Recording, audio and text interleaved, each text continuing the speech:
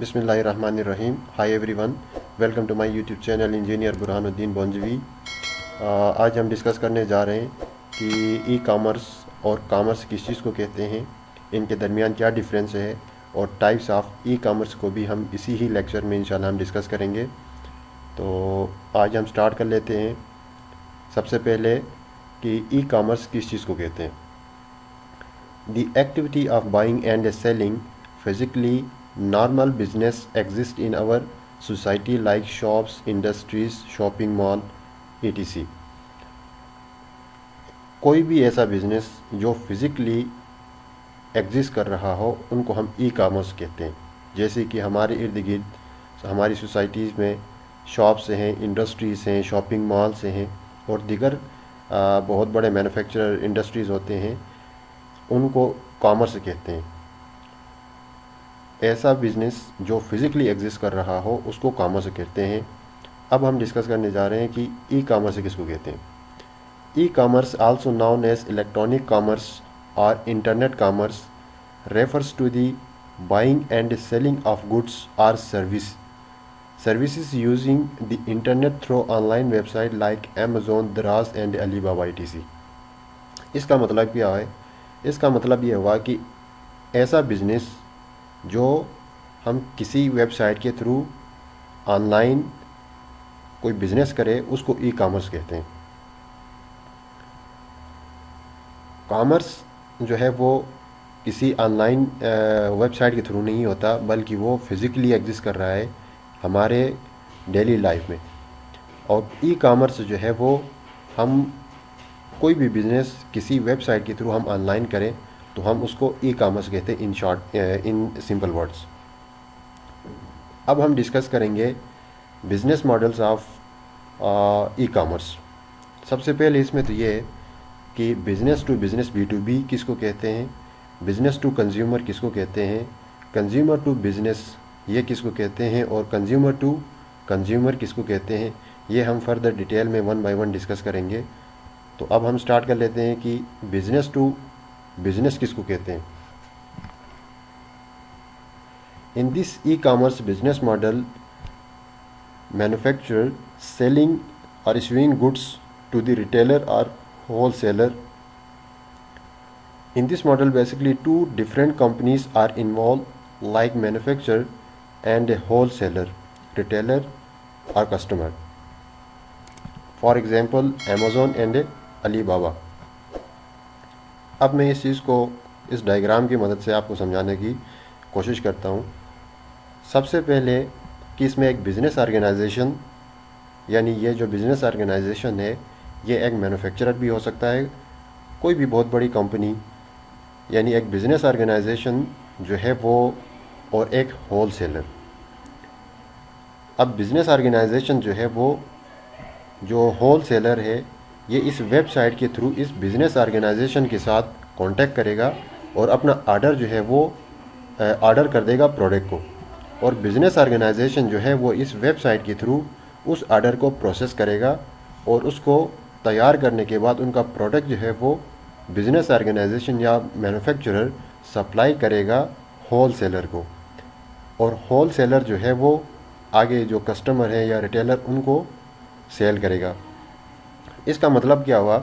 इसका मतलब ये है कि एक बहुत बड़ी बिज़नेस ऑर्गेनाइजेशन या मैन्युफैक्चरर और एक होलसेलर, यानी इसमें दो बहुत बड़ी कंपनीज इन्वॉल्व हो गई। जैसे कि ये होलसेलर है, ये आगे लोगों को भेज देता है, यानी एक बिज़नेस की शक्ल में ये ख़ुद एक बिज़नेस कर रहा है, और ये मैन्युफैक्चरर ये ख़ुद एक अलग बिज़नेस है। यानी इसमें दो कंपनी, जैसे कि यहाँ पे मैंने ऑलरेडी लिखा भी है, डिफरेंट कंपनीज आर इन्वॉल्व। इसमें दो कंपनीज इन्वॉल्व हो गई, एक मैन्युफैक्चरर और एक होलसेलर। लेकिन ये जो बिज़नेस है वाया वेबसाइट के थ्रू हो रहा है, इसीलिए हम इसको ई कॉमर्स में business to business B2B business कहेंगे। अब हम आगे डिस्कस करते हैं दूसरा जो है वो इसके बेनिफिट्स।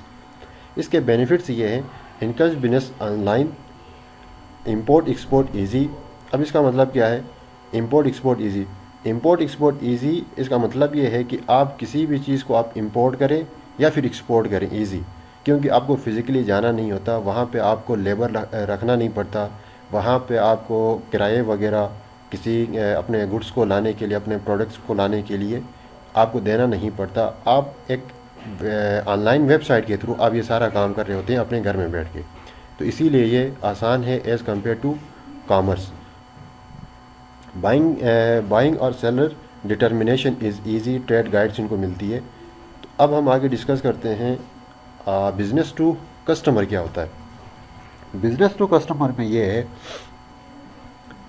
कि एक बिज़नेस ऑर्गेनाइजेशन है। अच्छा, in this e commerce business models company sells the products, goods और service directly to the consumer और कस्टमर। जैसे कि अमेज़ोन है या फ्लिपकार्ट ETC। अब इस डायग्राम की मदद से मैं आपको समझा देता हूँ। एक बिज़नेस ऑर्गेनाइजेशन है और एक कस्टमर है हमारे पास। अब ये जो कस्टमर है वो ऑर्डर करेगा प्रोडक्ट को via website to business organisation, और ये जो बिज़नेस ऑर्गेनाइजेशन है ये एक मैन्युफैक्चरर है। जब ये मैन्युफैक्चरर जो है इस वेबसाइट के थ्रू देखेगा कि कोई कस्टमर उसको प्रोडक्ट्स ऑर्डर कर रहा है, तो वो उस ऑर्डर को प्रोसेस करेगा और डायरेक्ट जो है वो सप्लाई करेगा प्रोडक्ट टू द कस्टमर।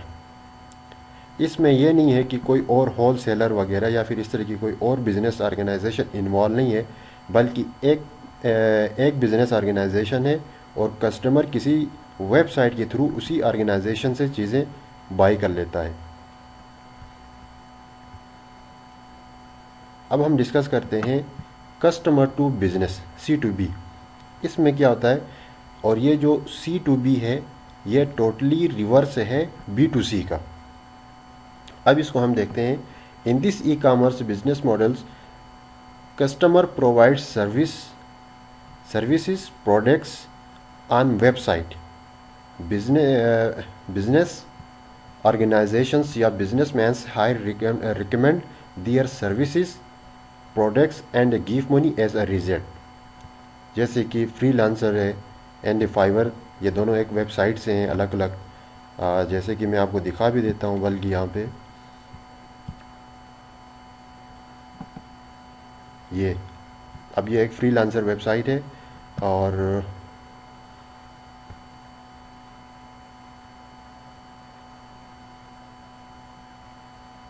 ये फाइवर है। ठीक है, यहाँ पे अब क्या होता है मैं आपको बता देता हूँ। इसमें अब क्या होगा, अब हमने ऑलरेडी यहाँ पे लिखा हुआ है कि कस्टमर जो है वो प्रोवाइड करता है अपनी सर्विसेज और प्रोडक्ट्स। अब ये होगा कि ये अब एक वेबसाइट है और वहाँ पे ये जो कस्टमर है वहाँ पे पोस्ट कर देगा अपने प्रोडक्ट्स या फिर सर्विसेज को एक ऑनलाइन वेबसाइट पे, जो कि ऑनलाइन वेबसाइट है वो ये फाइवर है और फ्रीलांसर, ये दो वेबसाइट्स हैं।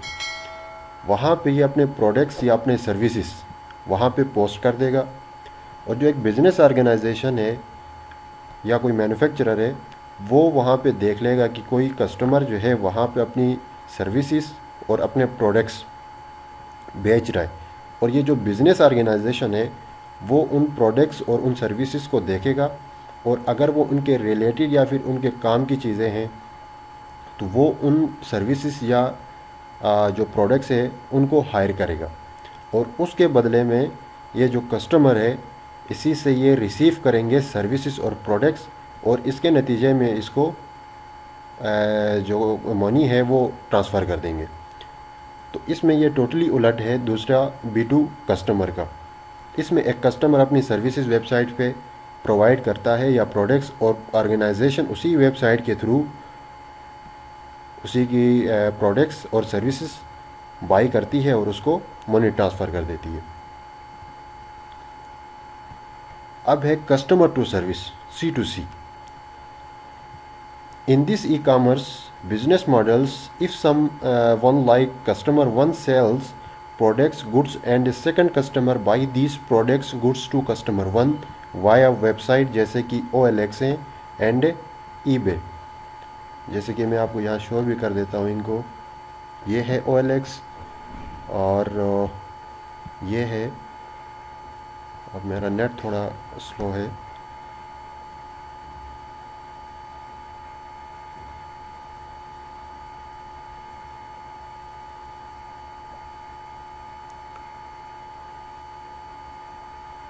चलो तब तक मैं दूसरा इसको डायग्राम की मदद से आपको समझा देता हूँ। जैसे कि ये कस्टमर 1 है, ये कस्टमर 2 है, और ये कस्टमर 1 जो है कुछ चीज़ें भेज रहा है किसी वेबसाइट में, और जो वेबसाइट है वो